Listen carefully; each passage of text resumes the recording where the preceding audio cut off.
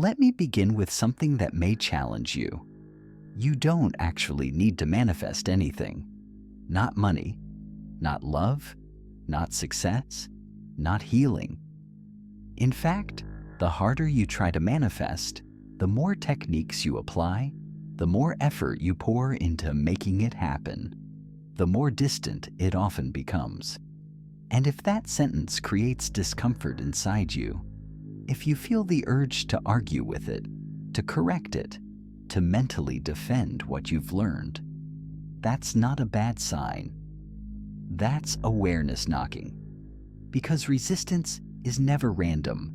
Resistance reveals attachment, and attachment reveals identity. Most people don't struggle with manifestation because they lack discipline or consistency or spiritual knowledge.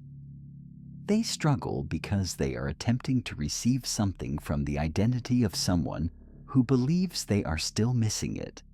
And that identity, no matter how refined the language sounds, no matter how spiritual the vocabulary becomes, keeps recreating the same internal cycle: effort, waiting, hoping, trying again. A loop that feels active, but never truly completes. So before we talk about shifting reality, before we talk about outcomes or timelines, we need to address something far more fundamental. What if the very act of trying is what keeps your life exactly where it is?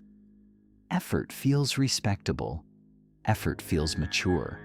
Effort feels like responsibility. From a young age, we're taught that effort equals progress.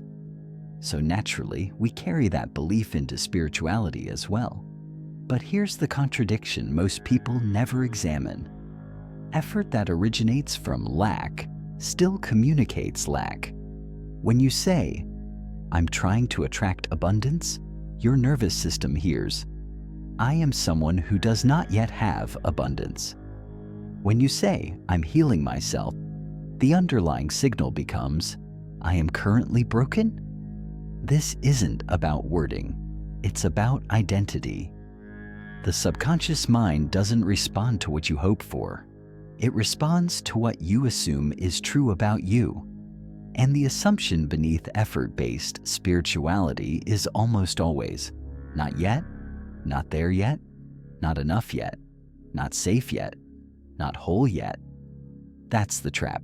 You can practice daily rituals, repeat affirmations flawlessly, visualize vividly, consume endless spiritual content, and still remain in the same inner position. Because identity isn't what you consciously declare.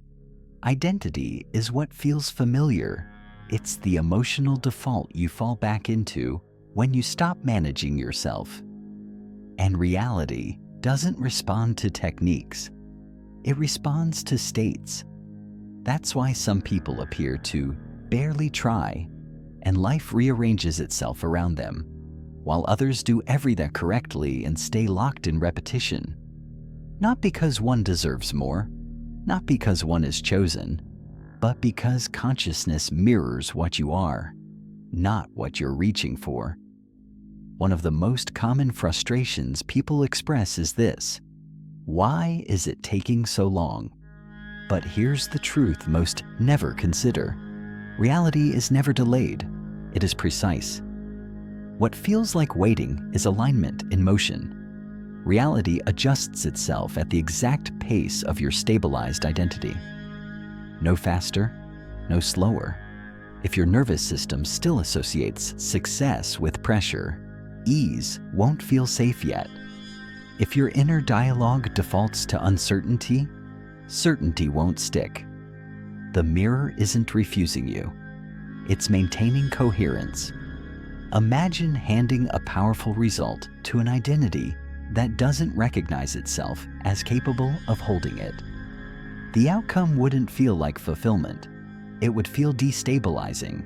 So the system waits, not out of judgment, but out of intelligence. What appears as delay is often internal recalibration, not outside circumstances shifting, but internal capacity expanding. Reality doesn't ask what you want.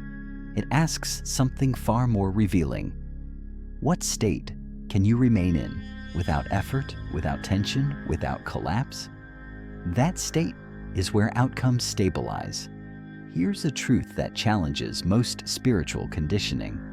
The need to control reality comes from believing reality exists apart from you. Control assumes separation. It suggests life is external, unpredictable, and needs to be managed. But consciousness doesn't live inside the world. The world exists inside consciousness. You don't control a dream by rearranging the dream characters.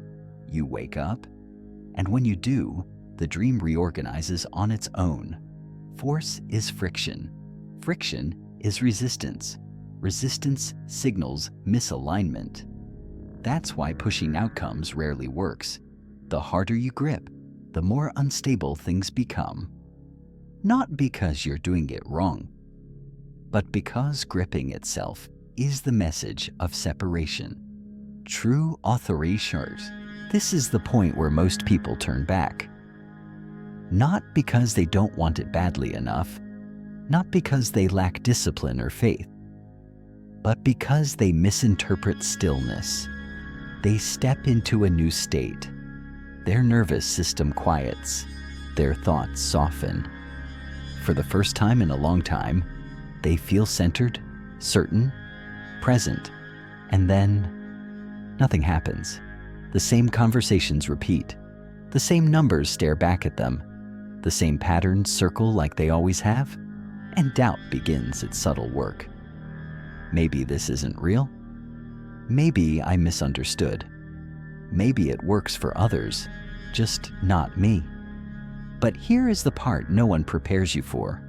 When you stop reacting, the old identity begins to lose air. Reaction is what feeds the past. Reaction is what keeps yesterday breathing. Reality does not shift instantly because it is reorganizing around a new center, and reorganization requires stability. What you're feeling is not failure. It's delay, not rejection, adjustment. But the instant you react, the instant you emotionally scan the environment, the instant you look outward and ask, "Where is it?" you abandon authority and return to waiting.